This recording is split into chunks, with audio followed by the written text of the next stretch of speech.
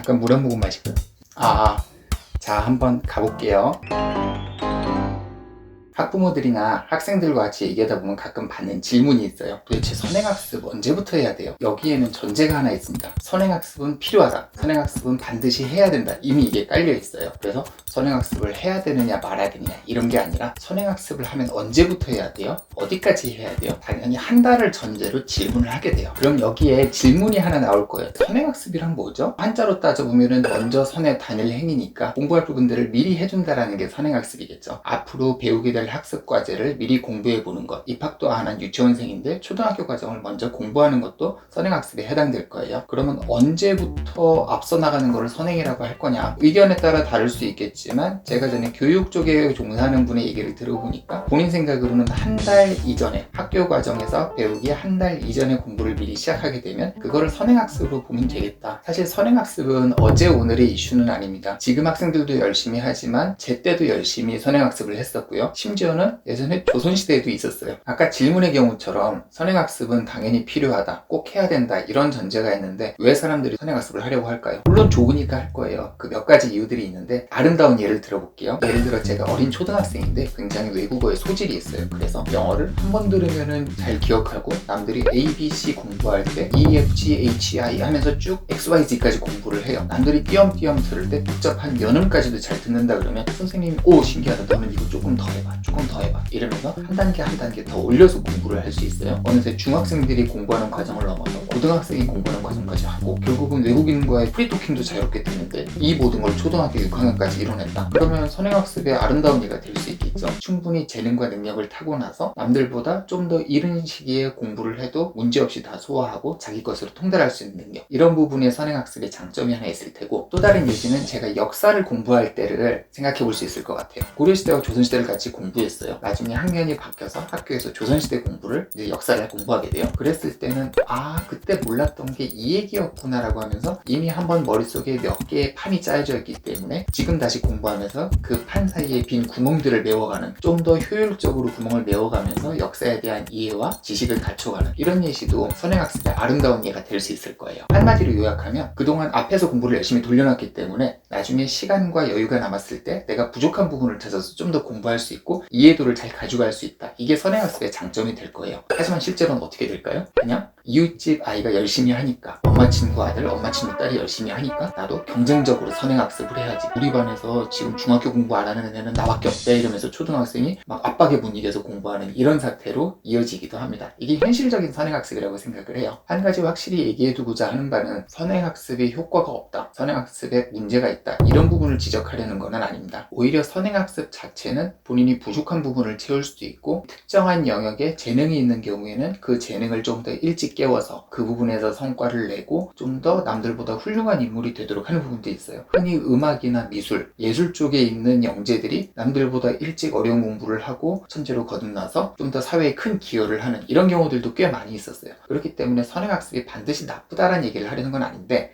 그럼에도 불구하고 이 자리에서 선행학습의 아쉬움을 얘기하는 이유는 뭘까? 저는 두 가지 키워드를 언급하려고 해요. 하나는 경쟁에 대한 부분이고 하나는 기회비용에 대한 부분입니다. 첫 번째로 경쟁에 대한 부분은 우리 학교의 다른 아이들이 선행학습을 하기 때문에 경쟁적으로 나도 그 판에 끼어들어서 뭘 해야 되는지 모르고 학원에서 주어지는, 부모님이 갖다주는 이런 류의 선행학습으로 쭉 채우다 보니까 본인이 소화를 못하는 경우가 생겨요. 마치 소화기관이 아직 다 발달하지 않았는데 이 음식 저 음식 꾸역꾸역 먹다가 배탈 나는 경우들 있죠. 그런 경우가 저는 문제가 된다고 생각을 하는데, 특히 명문대 입시를 준비할수록 이런 현상은 더 심해집니다. 아이가 뭘 해야 될지 불안하고 부모도 불안하니까 학원에서 아니면 과외 선생님이 제공하는 커리큘럼들을 그냥 막연히 무작정 소화하려고 그러고 내가 이걸 왜 해야 되는지도 모르면서 꾸역꾸역 공부하다 보니까 나중에 배탈이 나는 경우예요. 우리가 생각해보면 앞서서 음식 한번 먹어보면 나중에 이 음식도 맛있게 먹을 수 있지 않겠냐 이런 생각을 하지만 실제로는 우리가 무슨 소도 아니고 되새김질이 가능하겠어요? 이 방법이 나한테 맞는지 안 맞는지도 모르고 무작정 선행을 하다 보니 결국 과부하가 걸리죠. 지금 공부하는 내용도 제대로 이해 못하고 앞서 공부하는 내용도 제대로 이해를 못하는 이런 악순환이 돌아가게 됩니다. 저는 이 부분이 첫 번째 문제라고 생각을 하고요. 그리고 경쟁적으로 공부를 하다 보니까 공부에 대한 재미 자체를 잃게 돼요. 원래 공부는 자기가 하고 싶을 때 하고 싶은 부분만큼 공부하면 굉장히 재미가 생길 수 있는, 재미있게 공부할 수 있는 부분들이 있어요. 그런데 그냥 주어지는 것들을 무작정 소화해야 되고, 거기다가 내가 지금 중학생인데 고등학교 과정을 공부하려고 하다 보니 이해도 잘 안 되고 열심히 암기를 해도 머릿속에 남지 않는 경우도 있을 수 있어요. 그러다 보니 나중에 문제가 생기는 경우인데, 잠깐 여담으로 우리가 문제를 푸는 유형 4가지를 한번 설명을 해볼게요. 첫 번째 유형은 그냥 암기만 열심히 하면 풀 수 있는 유형들이 있어요. 달달달달 외고 한 번 더 공부하면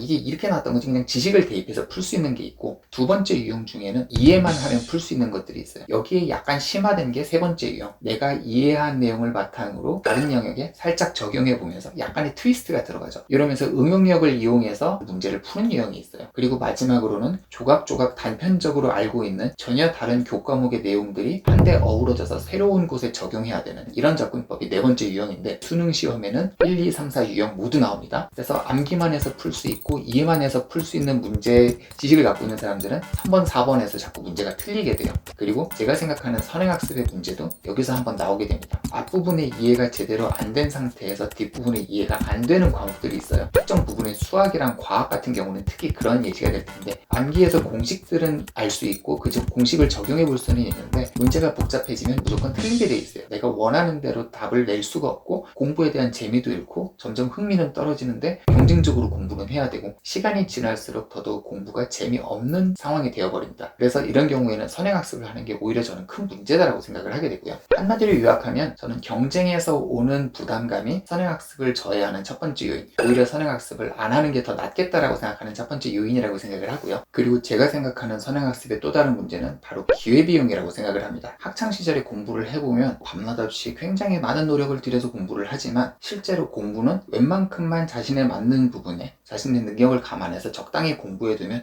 충분히 학교 성적은 잘 나올 만큼 공부를 해낼 수 있어요. 실제로 반에서 공부 잘하는 친구들 보면은 적지 않은 부리고 공부도 하고 운동도 하고 자기 할 것도 해가면서 성적은 좋게 가져갑니다. 그게 나한테 가장 적절한 방법으로 적절한 시간에 적절한 노력을 들여도 충분히 공부 성적이 잘 나올 수 있는, 흔히 말하는 최적화를 만들어낼 수 있는 자신만의 노하우를 갖고 있는 경우예요. 하루에 4시간만 자면서 죽으라고 공부하지 않아도 자신한테 맞는 방법으로 자신한테 필요한 페이스만큼 달리면 반에서 1등, 2등 정도는 충분히 만들어낼 수 있어요. 이 얘기를 왜 하냐면은 본인한테 맞는 양으로 적절히 공부를 하고 나면 약간의 여가 시간이 남습니다. 그걸 활용해서 본인이 나중에 인생에 필요한 부분들을 미리 공부해 둘 수가 있어요. 예를 들면 학교 교과 과목을 계속 공부하면서 남는 시간에 본인이 읽고 싶은 소설을 읽을 수도 있고, 그냥 역사에 대한 공부를 할 수도 있고, 운동을 할 수도 있고, 이러면서 스스로에게 도움되는 양분을 쌓아갈 수가 있는데, 이 시간이 선행학습으로 채워지면 나는 그냥 하루 종일 치이면서 내가 미래에 뭘 해야 될지도 모르고 그냥 남들이 떠먹여주는 밥만 먹게 됩니다. 마트에 가서 뭘 사와야 되고 어떤 조미료를 넣어야 되고 얼만큼 밥을 볶아야 김치볶음밥이 되는지조차 모르고 있는 경우입니다. 요즘은 본인이 똑똑하지 않아도 훌륭한 컨설턴트나 선생님을 붙이면 쭉 공부해주면서 그냥 명문대까지 이끌어주는 경우들도 있어요. 그렇게 해서 온 친구들과 같이 일을 하게 된 경우가 있는데, 일해보면은 사람에 따라서 굉장히 편차가 달라요. 스스로 해야 될 일을 알아서 하는 사람도 있고 그냥 시키면 열심히 하지만 스스로 뭘 해야 되는지 모르는 사람도 있어요. 제 생각에는 그게 어릴 때부터 나한테 뭐가 필요하고 내가 스스로 뭘 떠먹어야 되는지 찾아다닌 사람과 아닌 사람의 차이라고 생각을 해요. 중고등학교 때 여가 시간을 어떻게 썼느냐에 따라 영향을 받는다고 생각을 합니다. 제가 나왔던 고등학교는 야구로 유명했던 학교였고, 그래서 학교에서 고교하고 준결승전, 결승전 이런 데 가면은 학생들 모두 응원하러 가라 그래서 공부 안 하고 그냥 응원하는 거죠. 저는 그전에는 원래 야구에도 관심이 없었는데 자연스럽게 야구에도 관심을 갖지만 고교 야구가 갖는 불확실성 자체가 생각보다 재밌더라고요. 1회 초 노아웃에 9대0으로 끌려가다가 그걸 10대9 역전해서 이기기도 하고, 굉장히 불가능해 보이던 일이 실제로 일어나서 우와 즐거움을 느끼기도 하고, 다양하게 활동을 하면서 스스로에게 쌓인 양분이 대학교에 가서도 그 이후에도 운동 경기를 즐기는 이런 데 크게 도움이 된다는 걸 깨달았었어요. 지금 돌이켜보면은 그때 좀 더 딴짓을 많이 할 걸 이런 생각을 하게 돼요. 제가 삶을 보다 지혜롭게 살고 좀 더 열린 시각으로 사는데 크게 도움이 되지 않을까 이런 생각을 하게 되는데, 그나마 그때 그만큼 딴짓을 했기 때문에 지금 오늘의 제가 존재하고 이만큼 지낼 수 있는 거에 대해서도 감사해야 된다 이런 생각을 하게 돼요. 선행학습에 대해서는 그 시간을 가치 있게 쓴다면 모르겠지만 크게 도움이 되지 않는다면 차라리 그 시간에 의미 있는 딴짓을 하세요. 차라리 책을 읽거나 예술작품을 보거나 내 미래의 나에게 도움될 수 있는 자양분을 쌓아두는 게 훨씬 낫다는 생각을 합니다. 돌이켜보면 영조는 사도세자에게는 총명함에 기대해서 너무 무리한 교육 과정을 공부하도록 했었고, 정조에게는 그에게 맞는 과정을 차근차근 공부하게 함으로써